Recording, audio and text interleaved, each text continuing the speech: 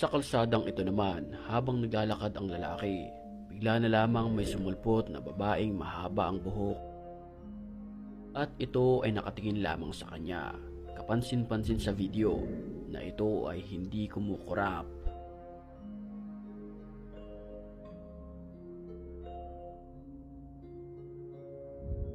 Sa bansang Japan naman, kakaiba ang Meron nga kayang mga batang kakaway sa'yo kapag dumaan ka dito? Matatagpuan daw ang road sign na ito sa Toril, Davao City. At along the road daw ito papunta sa Eden Nature Park. Nakuhanan ang signage na to noong August 19, 2006. Mababasa natin sa signage na to na waving children, please wave back.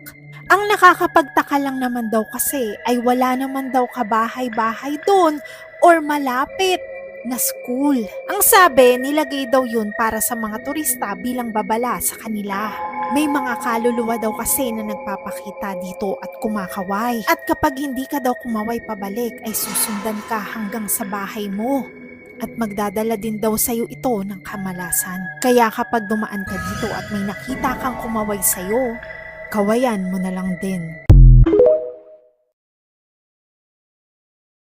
Alam nyo ba na dapat hindi nyo na pinaparinig or pinapapanood sa mga bata ang tungtong sahur? Ayon kasi sa isang magulang na nag-post sa Blue Up na kung saan ang kanyang anak ay nagigising ng 3:17 AM kasi daw ginigising daw ito ni tungtong sahur. Ayon kasi sa magulang na nag-post na yon na ang kanyang anak ay naa-addict na daw kuno kakanood ng tungtong sahur. Lagi niya daw binabanggit ang pangalan ng kahoy na ito at kahit sa pagtulog daw ay nananaginip o di kaya gumagalaw ang kanyang anak at tinutok-tok daw ang dingding dahil daw kuno tinatawag daw siya ni tungtong sahur. Dahil nga trending to sa iba't ibang social media platform itong tungtong sahur na ito, maraming kabataan ang naa-addict na mapanood ito. Marami ngayon ang naa-addict na mga kabataan at kinakabisado ang mga karakter ng Italian brain rot na kung saan ang iba dito ay mga masasama daw at ang nakakatakot pa dito katulad ni tungtong sahur